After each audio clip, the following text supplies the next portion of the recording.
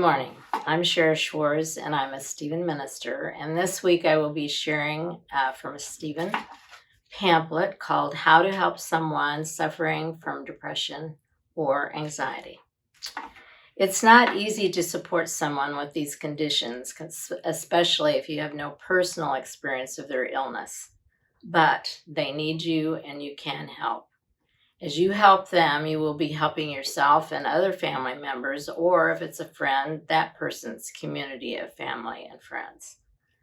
The pamphlet covers 7 ways to make a positive difference in their lives.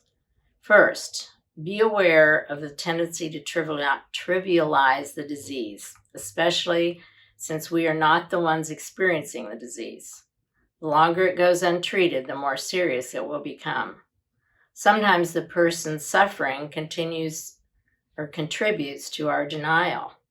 Out of shame or guilt, they may not admit the depth of their feelings, or they may be trying to shield us. Secondly, educate yourself. Learn everything that you can about the particular disease your friend or family member suffers with. I talked about the symptoms of depression last week. The phrase anxiety disorder is a blanket term that covers several different forms of anxiety, characterized by rumination or an almost obsessive thinking about a particular thing, worry and fear of the future based on real or imagined events. Anxiety can affect both physical and psychological health. Thirdly, provide emotional support, not advice. What the suffering person needs most is compassion and listening. Just asking how you can help may be the best thing you can say.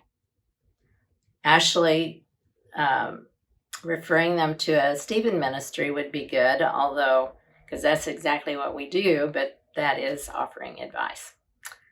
Fourthly, be willing to discuss the disease or not.